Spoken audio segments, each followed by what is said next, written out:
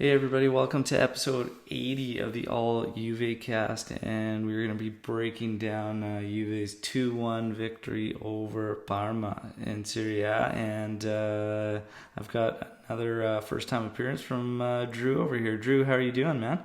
Good. How about you? I'm doing fantastic. We got Merda dropping some points against Lecce.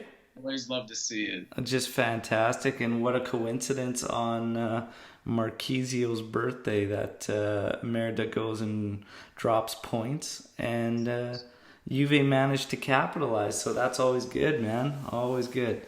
You know the drill around here. I always like to find out a story from guests how they became fans of Juventus, and I'd love for you to share with us how you became a Juventino. All right. Well, I'm only 19 years old, so earlier last decade, probably 2012-ish, I was super into watching like Ronaldinho highlights on YouTube, just like Ronaldo, R9 Ronaldo, of course, Messi, and then I stumbled across a Paul Pogba video of him playing against Udinese, those two goals that he had back in 2012. And so I started to watch Pogba a little bit more, got more into that midfield, and I fell in love with that midfield. And I've probably been a fan because of that since the 2012-2013 season, so about 7 years now. Yeah, nice, man. Yeah, I think those goals, Udinese, I think it was 2014, 2015, if I remember. But yeah, no, that's great, man. Because, yeah, I think 2011-12 would have been Del Piero's last year when we won that first Scudetto. Yeah, I think it might have been because I think they posted it on Instagram recently. The Juventus actual Oh, Instagram they've page. been posting Pogba stuff for like a couple Yeah, years now, heavy. That's cool, man. That's cool though. So yeah. you found us through some highlight clips, eh? That's kind of cool. That's kind of cool.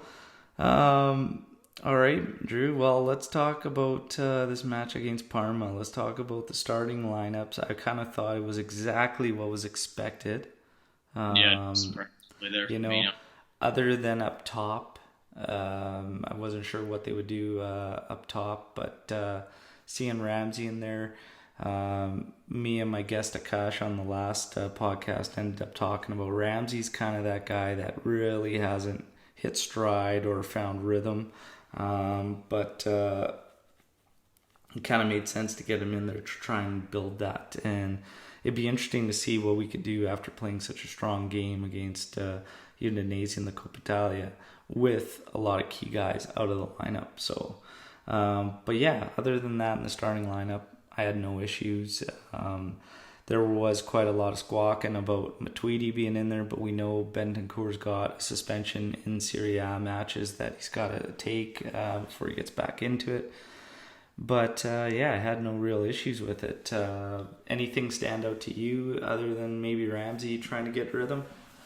Uh, Not really. I mean, I could have seen him putting Higuain over Dybala, but I think Ronaldo and Dybala are starting to hit their stride recently. So Yeah, why try and interrupt that really? yeah, But other than that, it's everything that I thought it was going to be. I didn't really have a problem with it though. yeah.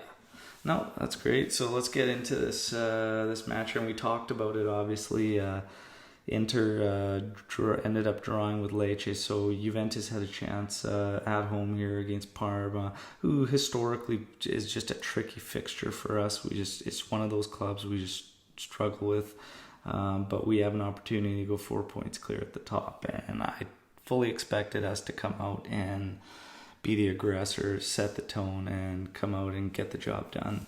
Um, Really off the hop here in this one, we dominated, controlled the ball immediately. 4 minutes into this one, we had some nice build up. Hidden Ronaldo, who ends up cutting in with a hit, ends up deflecting, going out for a corner. Even on corners in this one, we seem to look somewhat dangerous. We were getting to them. Usually we don't. Our corner kicks are they've been, I don't know, just pretty impotent and nothing coming out of them. But we looked good on this one. 7 minute, another header off the corner, just going over the top. So we've got a lot of control early on. But in the final third, it looks a little bit off. I'm starting. Ramsey's he's tough for me to gauge. He looks lively all the time, you know. He looks active. He's getting in right places, but there's nothing much coming from it. And Parma was parked. You could tell early on in this one they were going to park the bus and see if chances would come their way on some counters or whatnot, which is typically a strategy a lot of teams are doing against us, especially at home. Was there anything else in the first 15 minutes, quarter of an hour stick out to you? No. I thought this game was the type of game that Dybala would be able to take over, and I don't think he had one of his best performances, but obviously he had the assist that led to the second goal. And my thing, Ramsey, I think he's a great runner in behind, but once he gets on that ball, I think he has a little bit of trouble making his final decision, kind of like Bernadetsky, but nowhere near as bad. Are you talking? So you're talking about Dybala and having some decision errors in the final third? About Ramsey. I think getting in behind, getting on that ball, but his final decision making is a little bit poor at some times. Yeah. We'll talk more on that whole situation as we get later into the game, because Higuain does make an appearance in this one, and Dybala did seem to struggle in the first half, just making some errant passes and whatnot. I did notice that because we were looking how he would build. He was huge in that Coppa Italia match, so it was just interesting to see how he would build off of this. And now with Ronaldo in there, I wanted to see if the focal point changed in our offense, because all these guys were missing in that Coppa Italia match. Ronaldo wasn't there, Pjanic wasn't in there, and Bonucci wasn't in there. And those are three guys I said on my last podcast, when we play matches with them in there, we almost naturally always look for them to start every single play, and I'm not sure necessarily if we need to or have to, and if it's better or not, but we'll talk about that. We get to the 20th minute. Sandro, out of nowhere, ended up needing to leave the match, so Danilo ends up coming in. So an early sub there. I didn't think a whole lot to it because, again, we were controlling play so well, and I think Danilo will be okay over there.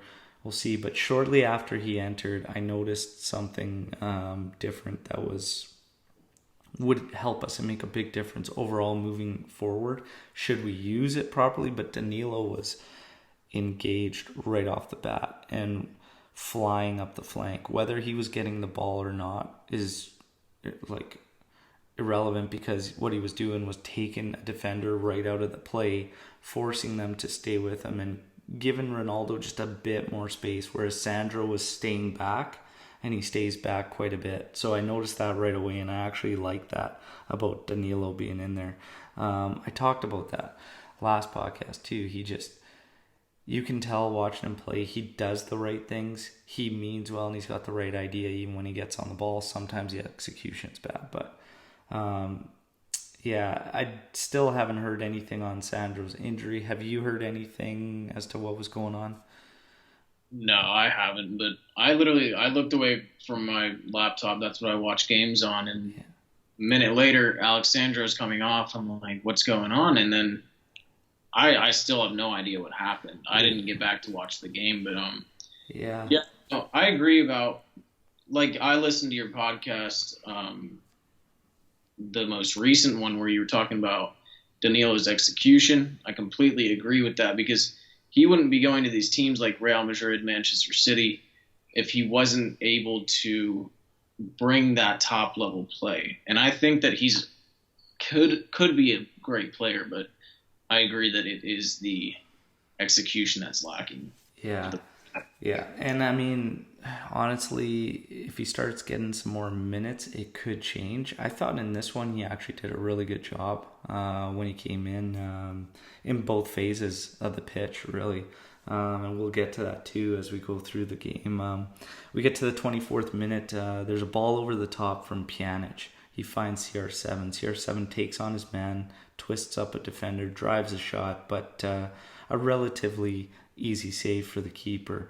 Goes out for a corner, and again, header from Ronaldo just ends up going over the top of the net. So we're looking dangerous on corner kicks and whatnot. And Ronaldo looks pretty lively, which is good.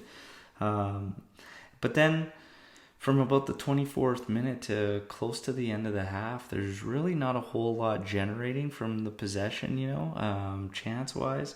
But the 42nd, really kind of, again, out of nowhere, Ronaldo makes a move, cuts in on two defenders, takes a shot, and he ends up taking a deflection, ends up going in. So we get this one goal lead, kind of out of the same thing he's been doing now. I wanted to talk to you about Ronaldo and the cutting in and everything, and it just seems like he was doing a lot of that, the same thing kind of over and over. And what were your thoughts he was trying to see? Because I was starting to say, like, man, this is really predictable. Should we be trying some give and goes and stuff? But the setup's not there because of Ramsey, I feel, and Dybala's almost on another flank. Ronaldo's on one flank, and we saw this against Udinese, but it worked great because Higuain was in there, right? So it's just that difference. It was Costa, Higuain, Dybala. Costa and Dybala being on flanks, cutting in. Higuain having more of that central presence. We kind of lose that when Ramsey's in there, even when Bernardeschi's in there. For me, Ramsey's falling into the same trap as Bernardeschi because they play that position almost too rigid and too true as far as where they are. Whereas when we play Higuain, Dybala, and Ronaldo, we don't need a trequartista because they do it naturally in their movements and the way they play off of one another. And we don't get that with anybody else. So I just want to get your thoughts there on, the predictability level and what you were thinking. Because the goal, honestly, yeah, I mean, it just kind of hits Darmian and ends up getting lucky going in as Sepe, the goalkeeper, was going the wrong way. But yeah, your thoughts on kind of what Ronaldo was doing and everything. I mean, I have no problems with whatever Ronaldo does as long as he's scoring. He can do whatever he wants as long as he's scoring goals. And going back to what you were talking about with Ramsey and Berna, I just think it's the trequartista role as a whole. I don't think that we should be running that anymore. I think we should just completely scrap it. Like, I think we should really move into a 4-3-3, but we've recently started to pick up on the 4-3-1-2 a little bit more. But I think the only player that potentially could play in that trequartista role, and he's played there a few times, is Dybala with Higuain and Ronaldo up top. But yeah, and with Dybala there, that's what I'm kind of saying is, if you have those three there, you don't really need a trequartista per se, because if you give them enough freedom, or even one of them, and just say, hey, I want Dybala to be that guy that kind of comes centrally. He just does it naturally, but he also goes to the flank all the time to start the creation and whatnot. So it kind of eliminates the need for a trequartista because of the freedom he gets. And that's what I'm kind of saying, because people are asking as I put that out there, because I made a statement after this one that I'm kind of done with Ramsey and the trequartista role, just as I was Berna in there. I think we just go 4-3-3 if we're going to go in that, and give one guy that creative link freedom where he could still be out wide, but he can come in and be behind the forwards, and they'll just naturally do it in their rotation. That's what our three forwards, our big guys, are doing anyways when it's Gonzalo, Ronaldo, and Dybala. I think we just continue that way and stop saying we have a set trequartista. Ramsey, for me, I think would be more effective as a Metsala. Same thing with Bernardeschi against Udinese. He had a great match playing in that. I think we just move Ramsey to a number 8, to your typical number 8 role, and I think he would do fine because we got to get him to find some rhythm. But there was people that found his match against Parma effective and thought he was good and getting into dangerous areas, but I just felt there's so much lacking. And when you're playing against a team, this is something that I noticed too in this one. We'll finish off the half here on a recap. Like the 48th minute, Ramsey actually gets a ball that falls right to him off of a Danilo run that comes in, and he strikes it, but it ends up going wide. He could have probably buried that one. Would have given us a nice 2-0 lead going into half, but he missed the chance. Halftime, really, Juve the better of the two sides, generating some chances. Not the best ones, but we're generating chances. They're there. Our crossing and passing in the final third needs to be much, much better. That's one of the things I noticed big time. So as we break it down now, what I was going to get into is just we were going right up the middle. So when Ramsey plays this trequartista role too true and stays in the middle there on a team that's parked the bus and we're going right up the middle, he gets into a lot of areas, and this is what I noticed in the game, and I'll ask if you did too. He gets into these areas where he's up there, he's in and around the area, and then it's almost like he stops. There's Parma players everywhere.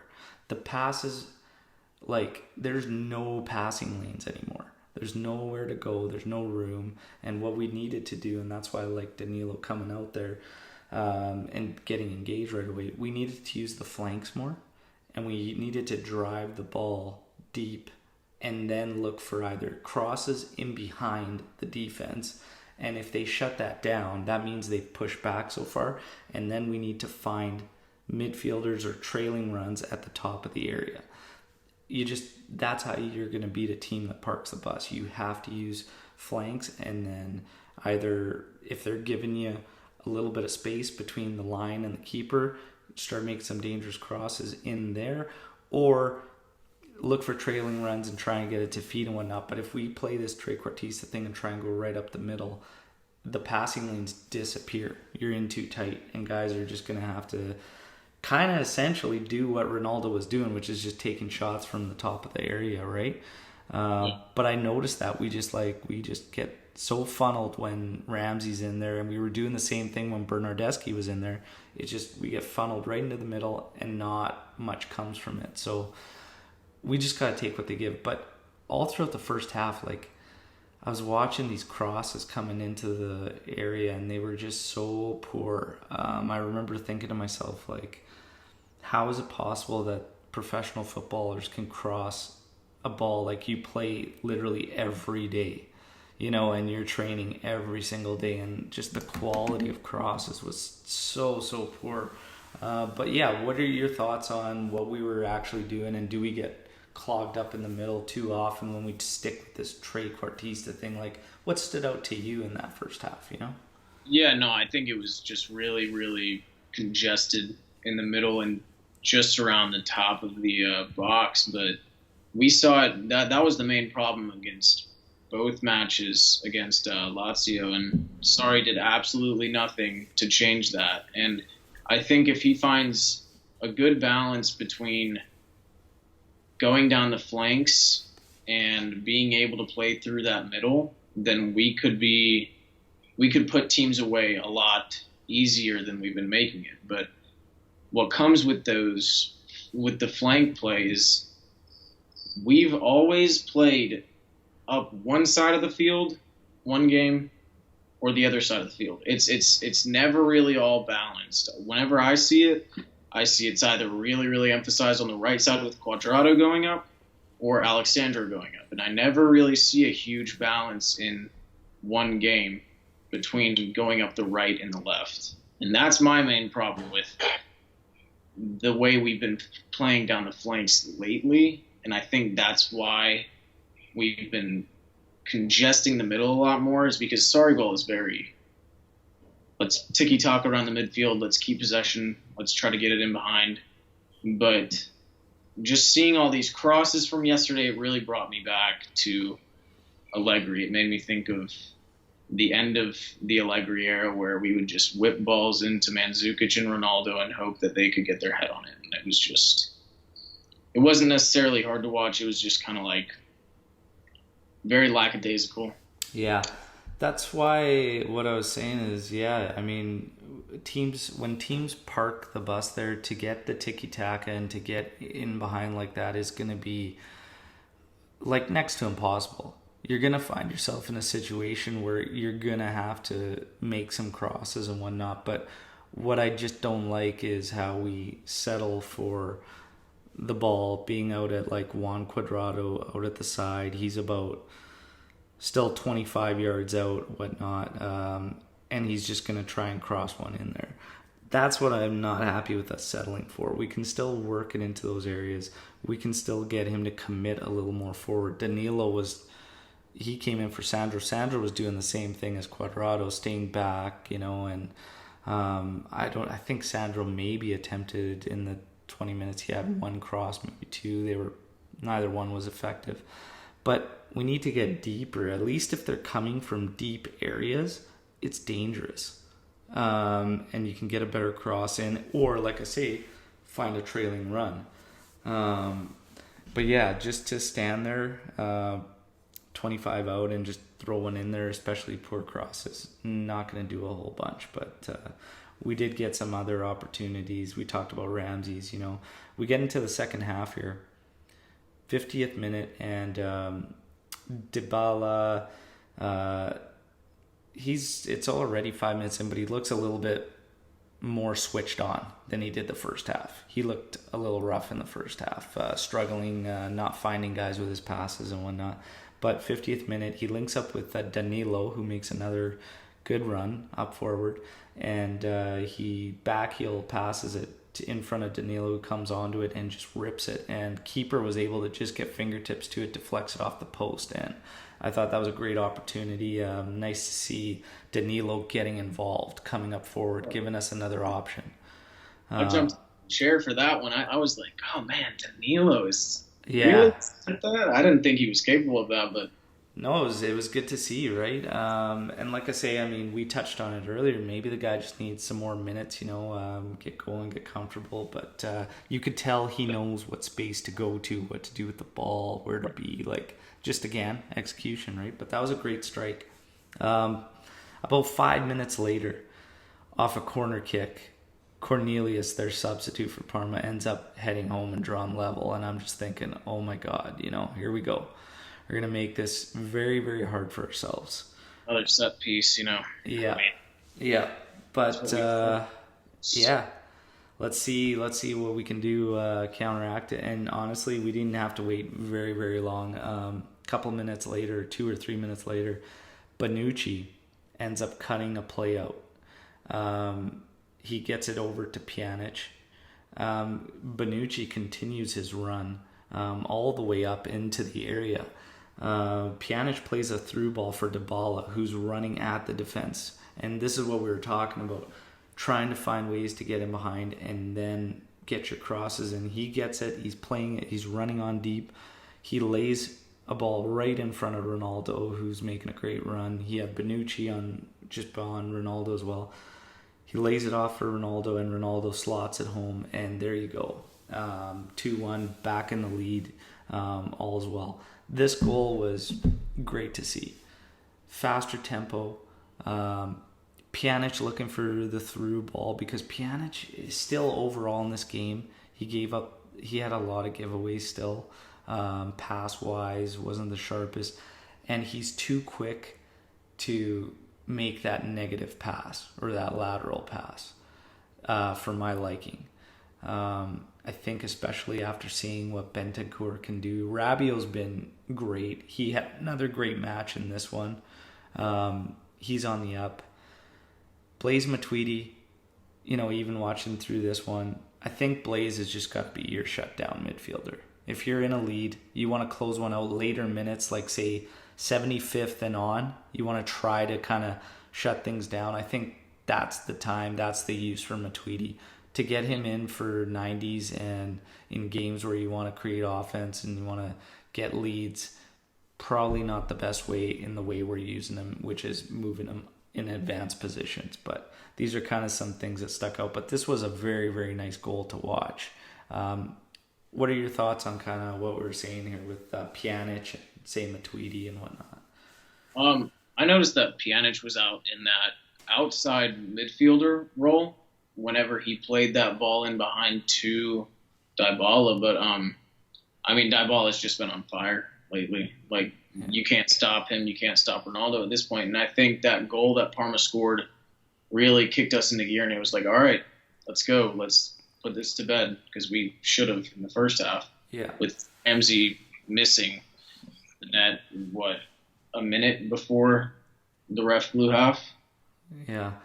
Yeah, I mean, this is what I was thinking the same thing, that goal's going to light us up. And then when we get the 2-1 a few minutes later, I'm thinking, okay, now Parma's kind of really going to open up if they want to get anything out of this. And we should be able to really take it to them with more space if they stop parking it at the back, which I think this should force them if they want to get anything out of it. But it didn't really feel that way after we went up 2-1. It felt like Parma was the team that was growing into this one throughout the second half. Higuain in the 59th minute comes in. Ramsey ends up coming out. And we touched on Ramsey and whatnot. I just think for me, the Trequartista thing with him and or Berna is just, it's time to go away. For whatever reason, Ramsey looked incredible at the start of the year in there, especially with Dybala and Ronaldo. And that seemed to be the three we needed to go with early on. But yeah, it's just, since he's been injured, he's come back. Like, that role, I think he'll be more effective as a typical 8, but we'll see what ends up happening. Parma does open the match up. So they did open up.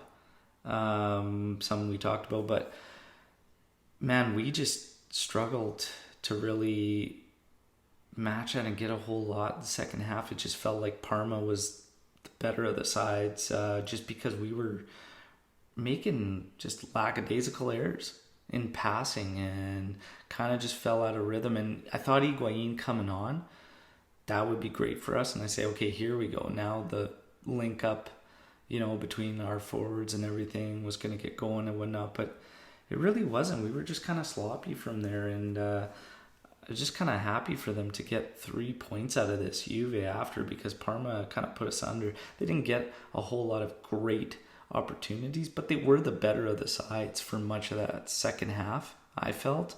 In the 81st minute, Dybala ends up getting subbed off, and in comes Douglas Costa. And I thought, well, maybe Costa can help us out for going against some tired legs and whatnot. But it was the same old. We just kind of survived. I think we didn't get a really great scoring opportunity till the 90th minute to kind of seal the deal, and it was Ronaldo getting to a header that looked like a misplay from the keeper off again a corner, and he just ended up missing the goal.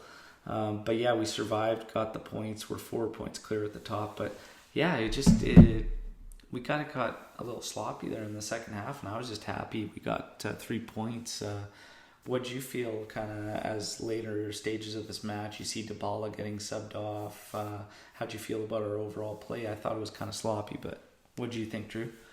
Well, I think that in a game like that, Dybala really shouldn't be coming off. I'm okay with it because it was Douglas Costa that took him off, right? Yeah. Yeah, I'm okay with that because I love seeing Costa come off the bench and run at tired legs. It's what he does best. But, yeah, I don't know. I think this was just really a game to kind of forget and put past us, be grateful for the 3 points, and move on to next week against Napoli. Yeah.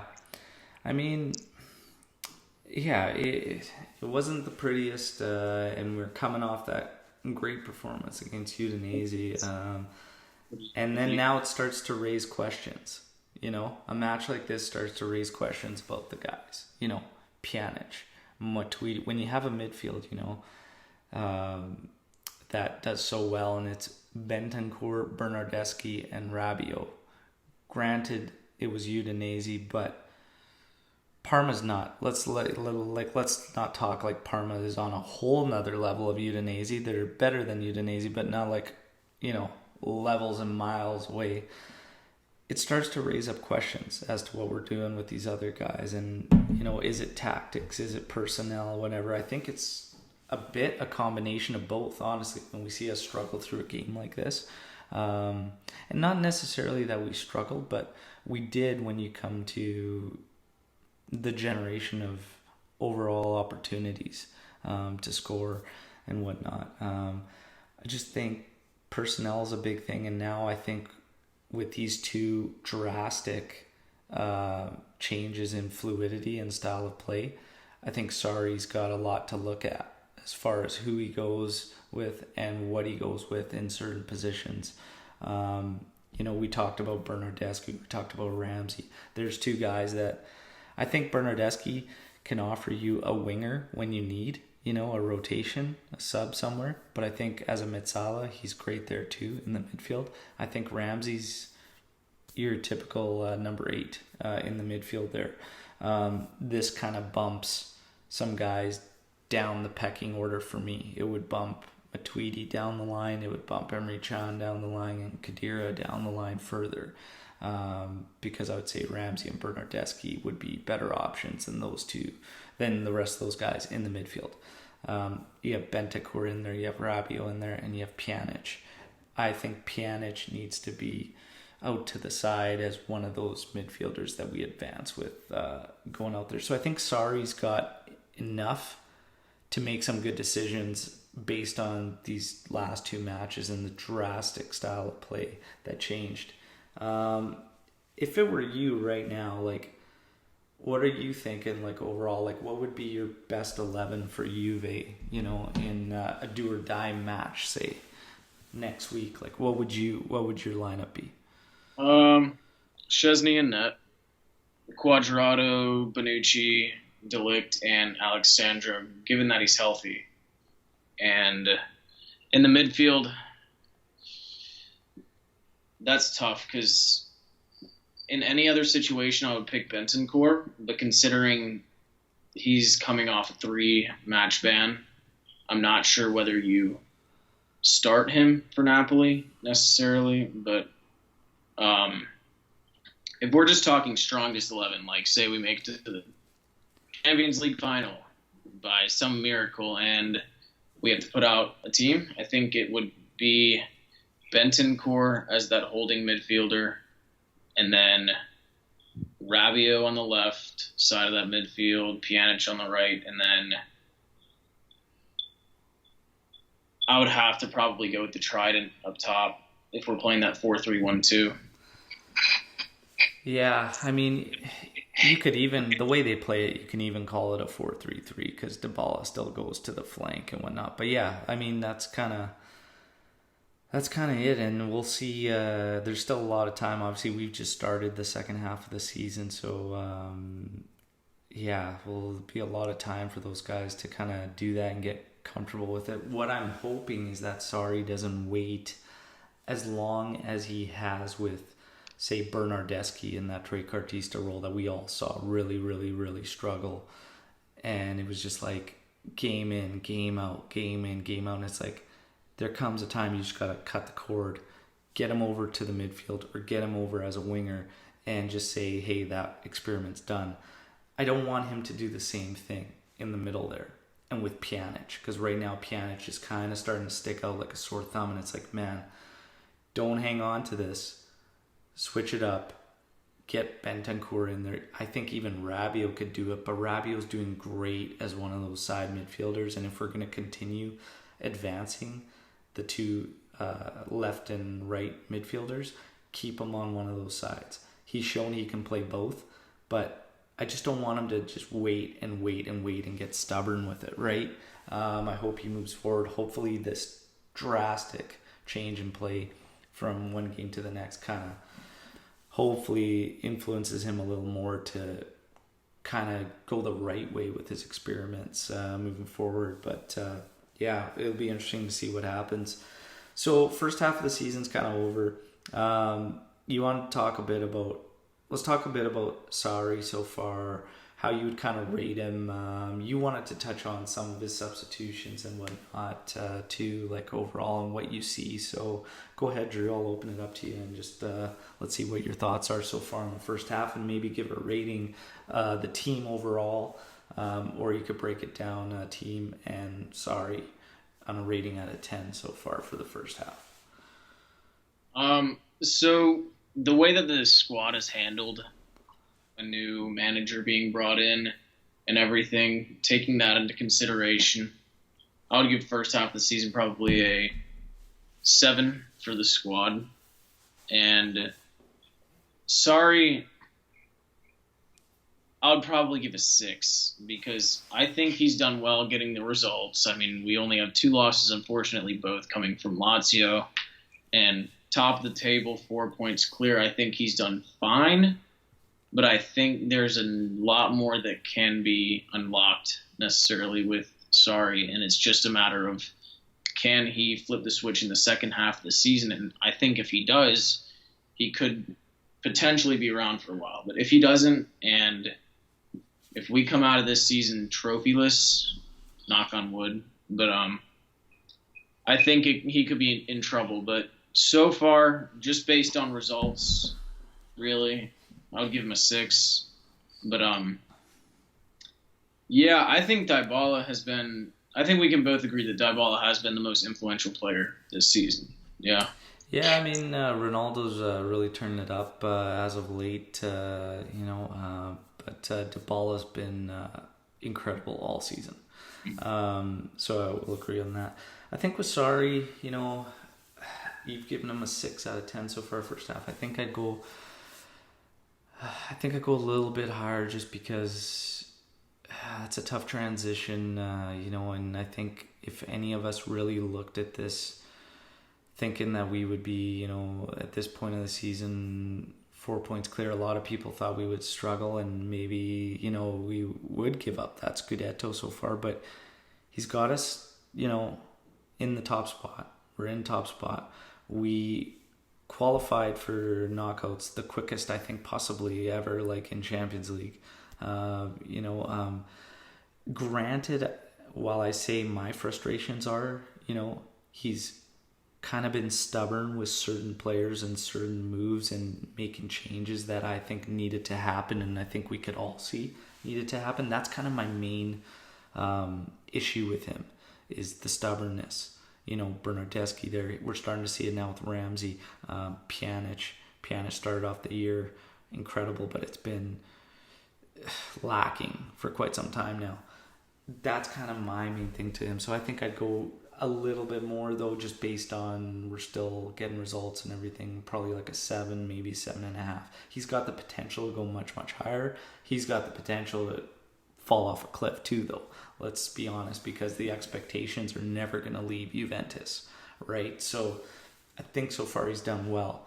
What I find interesting is, we talk about the match against Udinese, how great it was to watch. It was just really, really fun game to watch, the way we played.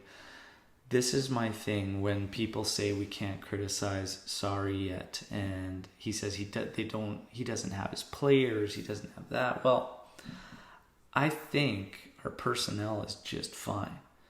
It's how you deploy them and who you've got out there and what you're trying to accomplish, and then we get into this whole thing, and you see this match today.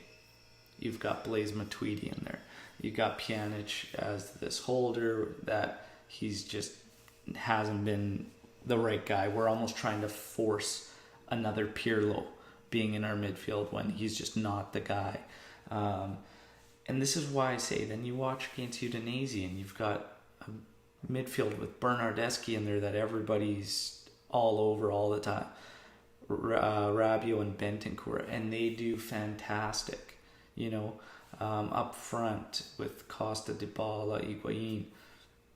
It's incredible. It's fun to watch. That's why I say we have the guys, so everybody wants to say, oh, Sarri needs to get his guys before he can judge. No, part of his job is to get the most out of what we have too, and this is what I've been saying for quite some time this season, and it's just, I think we have a great squad. He's just got to start having the trust in the guys that are maybe younger and not part of that core that he came from before, that were part of Juve before he's come along, and maybe he's just given a little too much trust in them. Start having faith in these younger guys. Let them get out there, let them go get the job done, and reward them. He's got to reward the performances, but most importantly, he's got to just follow the signs and the indicators. And when Bentancur plays better than Pjanic, give him another go and get Pjanic out on one of those side rolls and just try it. because that's what everything's leaning to right now, and he's just got to go with it. He's got to stop fighting those little indications. But I think, you've given him a 6. I've given him 7, 7.5. I think potentially go much, much higher. We'll see what ends up happening. But yeah, that's kind of it. I don't have any major issues or anything. I just think he's a little bit stubborn. Now, we talked about coming 4 points clear. It's been a good race in Serie A. If anything, that should be helping Juve keep us sharp, get us going in Champions League. Who do you think out of Merda and Lazio will probably be the one going down the wire to us? Do you see one of those or both of them collapsing? We've seen Inter now drop points in consecutive weeks. So what do you think is going to happen there? Who do you think is going to come down to the wire with us? I'd like to say Lazio, but I don't think that Inter is going to have this huge drop in form, really.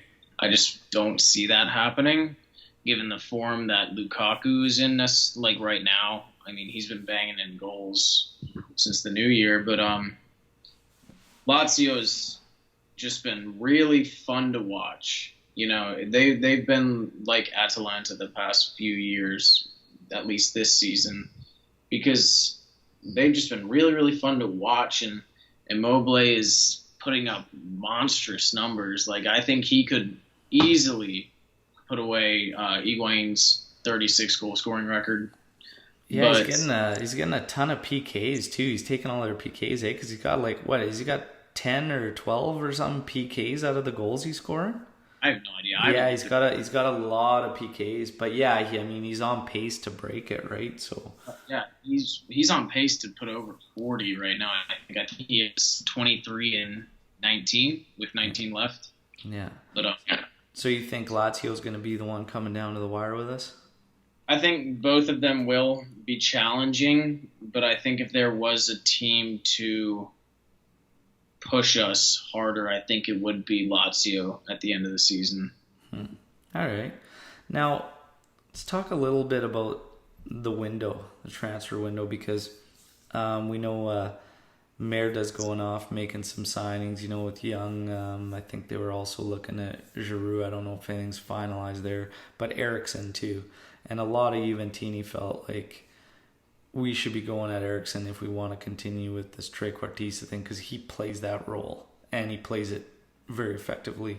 But yeah, if Merda makes all these signings and picks up all these guys, I think they could be the one going down to the wire with us. Everybody, especially after these past couple of weeks, is saying here comes the meltdown from Merda and whatnot, and I wouldn't be surprised, but I think if they bring in some of these signings, it'd be really hard to see them drop off completely. I think they'll kind of stick around. I still kind of anticipate them sticking around. Lazio, I don't know. Lazio's a tough one. I think they could, but they have a severe history. Same with Merida. These are both clubs that have a history of just fading fast. So it'd be interesting to see, does Lazio really have that depth to keep it going? Time will tell. But as we talk about these transfers and these moves, like Eriksen, do you think Juve should push and get in there and go after a guy like that, or do you think we just need to scrap Trequartista altogether and we're good to go with what we have? Like, what are your thoughts there? It really depends where Sarri wants to move with the club. If he wants to keep that Trequartista role, then yes, bring in Eriksen. But personally, I think we should just scrap the whole thing. Play the 4-3-3 with Higuain, Ronaldo, and Dybala. They all kind of float around. They play off each other really well. And then late into the game, you can take off Higuain, push Dybala to the middle, bring Costa on the right, bring Bernadeschi on, or even take Dybala off if he's injured. But that's the direction that I think we should be moving towards, more towards that 4-3-3 and really integrating that trident up top. Yeah. And it really comes down to the wire in Champions League. Those three know what their job is. And I think we started to see it a little bit at the beginning of December when they really started to play together and pick it up. And I think it was the first game that we saw with them. I think it was Udinese, and they just looked like they were on a telepathic, the same telepathic. What's the word I'm looking for? They were just in sync, right? Oh yeah, that's yep. They were in sync. Yeah. Yeah, I mean, it's tough. Like when I think about Eriksson and thinking about Juve and whatnot, I mean, even given the trequartista role up, I mean, there's different ways you can do it. You could still run a 3-man midfield, which I've talked about if we want to keep Pjanic in there, just sliding him up and maybe moving to 2 central defensive midfielder roles, right? Which is another possibility. That's kind of what happens with Eriksson where he's at currently. Well, it did. I haven't followed since Mourinho's gone there because I absolutely can't stand the guy. But yeah, I mean, Eriksson, I just look at it this way. Small fee because Tottenham knows they're going to lose him anyways. His salary, a little bit higher. Okay, sure. But we have a guy like Emre Can who there's clubs that want him. We could probably move him. And all signs were showing that we were going to get rid of him in January. So if he's kind of going out the door, Matuidi will still bring a lot of interest. And I think, you could probably... I mean, I think after this year, Matuidi with Juve, we should move on. But I mean, what if you could get him gone in January too? And then then you bring in Eriksson. Eriksson brings a lot more than those two are going to do from a technical side, offensive side, which is something Sarri wants to do more of. We still have more than enough to cover defensively. Bentancur defensively is great. Rabiot's great defensively.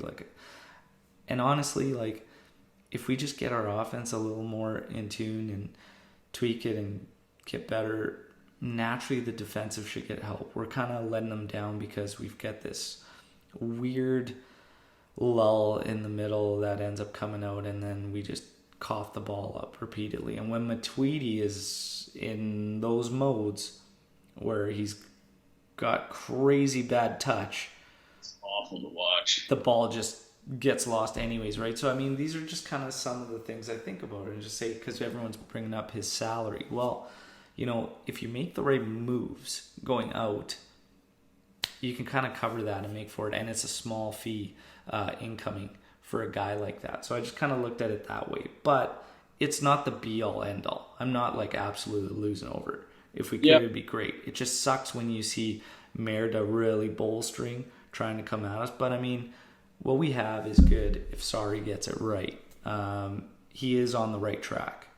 Yeah, I think I'm in the same boat as you with that. I don't really have a problem with them not going for Eriksson, but at the same time, it would have been nice to see, and just kind of seeing Inter go after him, it's just kind of it makes you question why we didn't push for him at least a little bit more. But overall, I don't really have a problem with. Yeah, let's talk Rakitic Bernardeschi swap that's been brought up over the past few days, and initially gut reaction for me is just hell no. Drew, what are your thoughts on this swap? Yeah, no, I mean, first thought was no.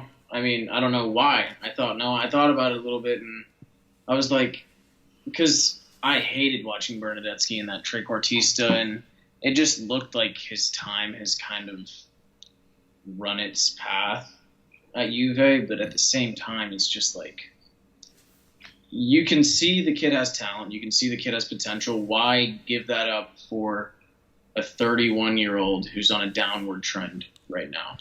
And I'm not saying that Rakitic is a bad midfielder. I think he's a great midfielder, but that's not the direction we need to be moving in right now.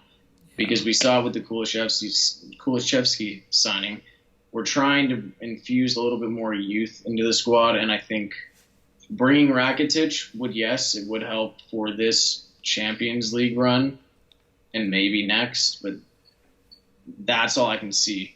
Yeah. Maybe a year and a half most, you get a Rakitic. I mean, Yeah, right out of the gate. Like, and I've talked about Rakitic because there was links to him earlier with Juve, and I'd be okay because he is an upgrade on, again, all those guys we listed before. Like, he's an upgrade to quite a few of them. But if we're talking about getting rid of Berna and doing a swap, well, then the age thing kicks in. It's like, okay, we're gonna skyrocket in age. We're gonna climb up in salary.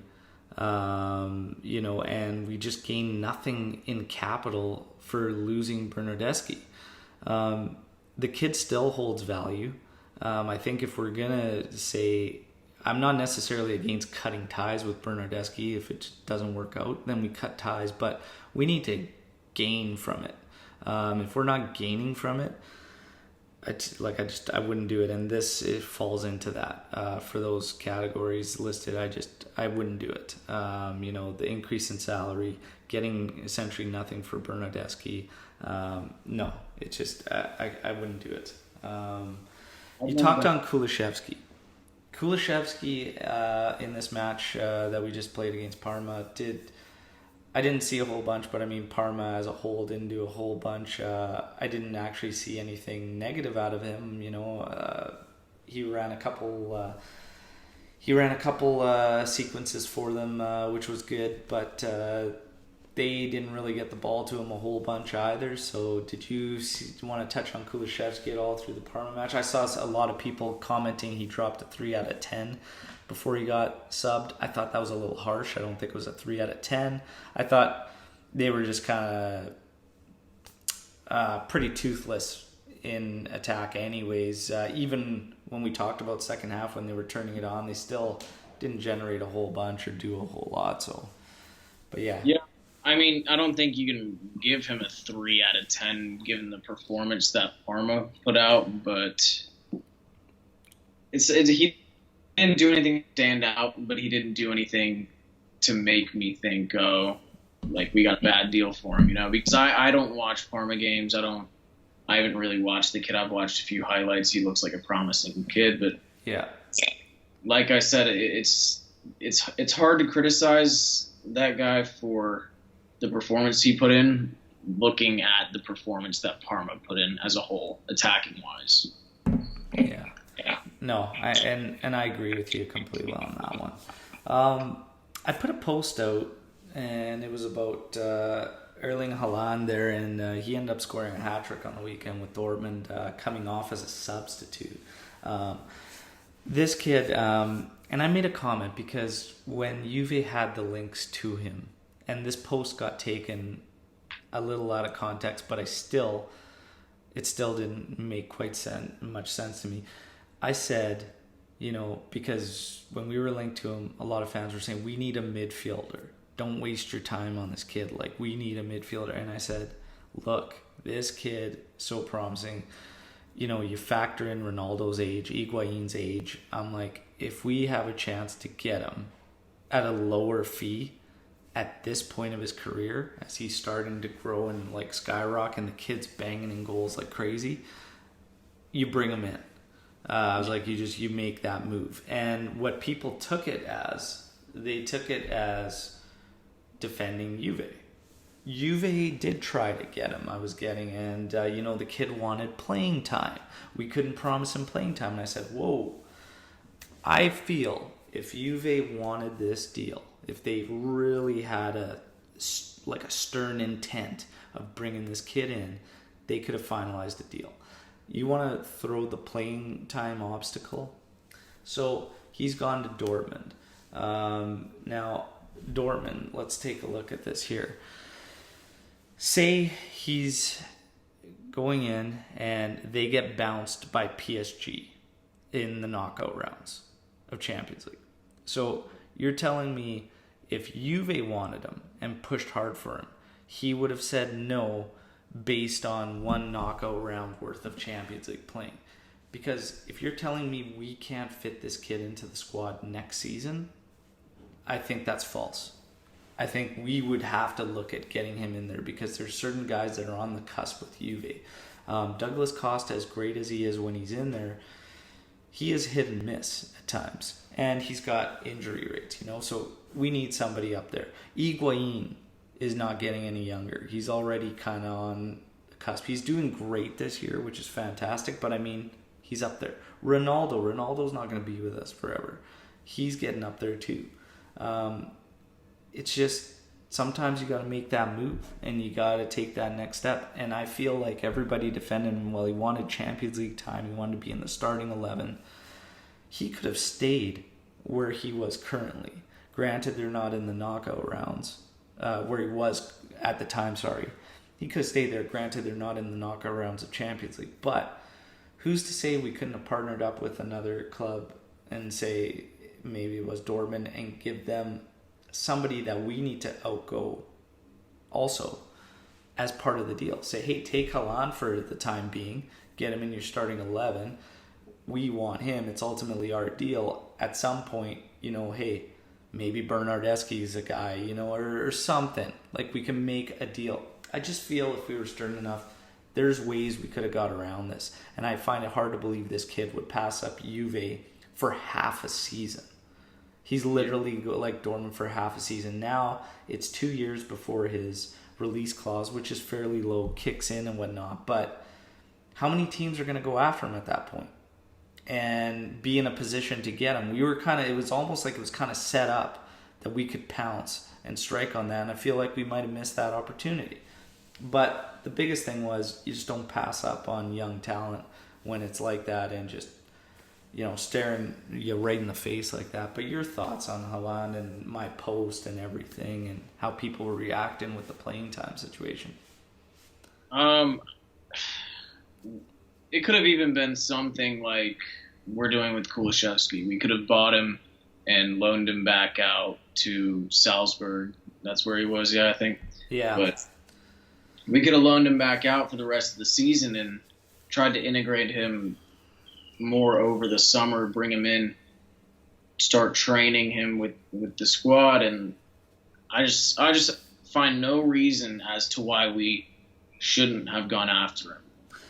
And do you know how much the release clause is that kicks in? I'm not 100% sure. Nobody was giving me exact numbers. They just said it was a low release clause that kicks in after 2 years.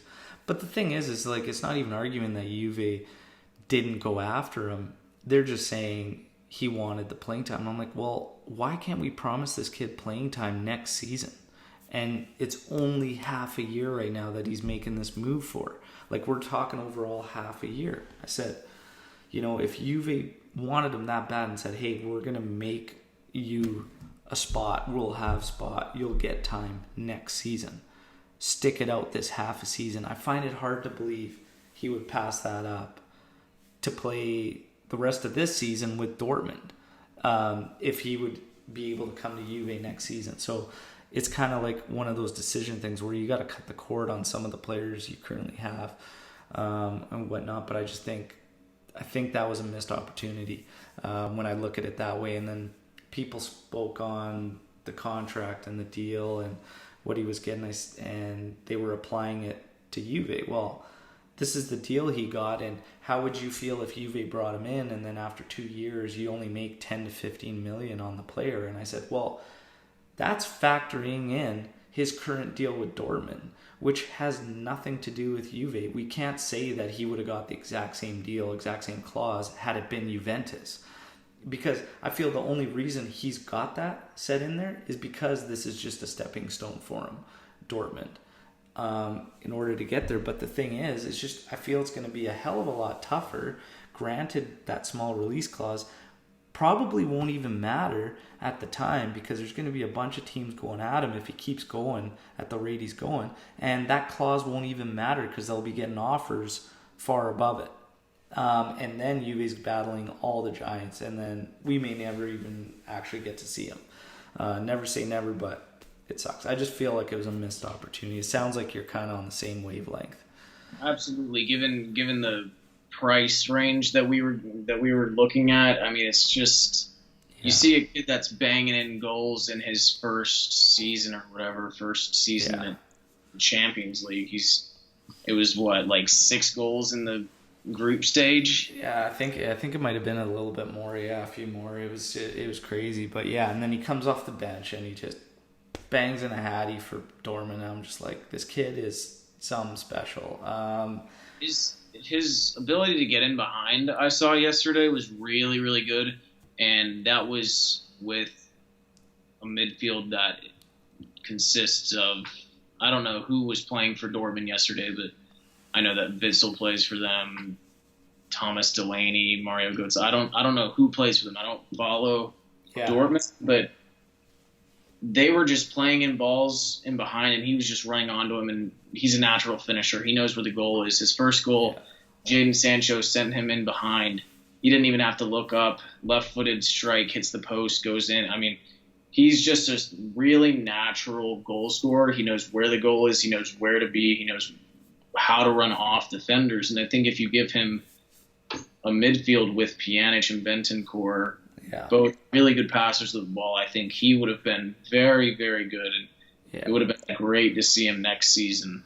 Yeah, I mean, and like I said, I mean, the whole thing got taken out of context because originally my whole post was just saying, look, everybody that said you shouldn't go after him because we need a midfielder, you can't pass up talent like that. The kid's shown his talent. The goals were great. He's got a nose for goal. But then even the obstacles that they were coming to me as why and that we did try to sign him, I think if Juve shown a stern desire, you can make things work. You can find ways to finalize these deals. But we move on. Juve's going to be going against Roma in a couple days here in the Coppa Italia. That's who we drew for the next round. That'll be a good game. Roma's got a couple guys I'd love to see at Juve. Nicolo Zaniolo's one. Lorenzo Pellegrini's another. Just for fun, I wanted to ask you a question as we kind of wrap up the pod here, and just if there's a player you could take from any other team in Serie A, and we can even just let's keep it in Serie A. If there's one player you could take from any other club in Serie A, who would you bring on to Juve and why? That's tough. It's probably between Sensi and Fabian Ruiz, but I think both of them are very good at picking the ball up in deep positions, turning against a defender, and really linking that midfield with the attack. But with Ruiz, you get a little bit more physicality, just considering he's a lot taller than Sensi is. But I mean, you saw it with Sensi in the game against Inter. As soon as he came off in like the 30th minute or something. Yeah, it was pretty early. Yeah. You just saw a complete shift in the way that Inter played. And I just think he's really, really important to the way that Inter play. And not only are we taking one of Inter's best players, but we're getting a very, very strong, promising young midfielder. So if I had to narrow it down, it would be Fabian Ruiz or Sensi. Yeah. But overall, probably Sensi. Yeah. I think for me, if I could take, like, originally it would have been, like, before the season started, it probably would have been Koulibaly from Napoli for a center back. But having seen what we have in Demiral, we got De Ligt, whatnot. Bonucci still got a few years. I'd probably hold off on that now, looking at the club. And I'd probably say a guy like Zaniolo would be amazing at Juve. He can really play that side midfielder role, that attacking midfielder role, very, very well. He's very, very strong. I mean, he sliced through our midfield on that run. He unfortunately got injured through, but he sliced through him like nothing. He is a talented kid. I would probably say I'd take Zaniolo. It's very, very unfortunate he had that knee injury in the match against us. Same match that Demiral got hurt. It sucks, but Zaniolo's one of them. The more I watch Sandro Tonali, the more I say Juve's got to jump on this kid. Yeah, that's a player that I wanted to talk about a little. And I think summer, he needs to be number one priority. Yeah. But he is he's fun to watch. I think it's tough for people to throw out the next Pirlo. I mean, I hate seeing young kids get these nicknames and get these things thrown at them. Just like I hated when Dybala was talked about as the next Messi and stuff. Like, we need to just let this kid grow naturally and see it, like, not treat it as the next Pirlo, but just treat it as Sandro Tonali, and have fun watching him and let him just grow naturally and develop and stop putting this weight on him. But he is just fun to watch. He's got pace. He's in your face, like, defensively. Man, he can spray that ball around all over the pitch. He knows where it needs to go, and he can get it there very, very effectively. Very, very fun kid to watch. I agree with you. He needs to be a priority for Juve, 100%. Sensi, I like your call out on Sensi. He was one of the guys when Barella and Sensi were picked up that I was like, how do we come out with not one of those guys? Neither one of them. I think that was missing out big time.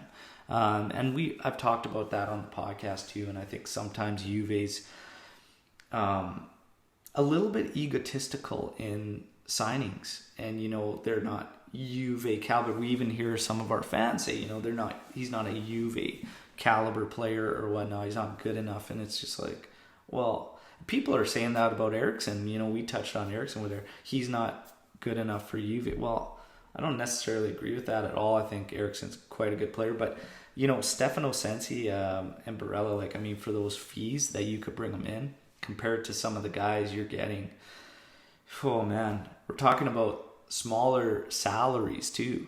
We're talking about smaller salaries, and you watch them play, and it's apparent these kids are talented and they have a role and they fit it. And you know what? When you look at some of our guys, it's funny to me that we can complain and say they're not Juve caliber, but then we'll spend 90 minutes bashing some of the guys we have, and it's like, well, you didn't want so-and-so who's clearly a better option in there. But it is what it is. Yeah, Barella and Sensi have made a very, very big difference in that inter midfield, and it's just as soon as Sensi got injured and then Vecino came in, you could tell it's huge difference in the way they play. No, Sensi's a good midfielder. I do like Stefano Sensi. So it was we talked about, it was Claudio Marchisio's birthday there. I've got this Marchisio kit that I wore for the match and everything, wore for the pod. Let's get a favorite Marchisio moment from you and finish up the podcast that way, Drew. All right.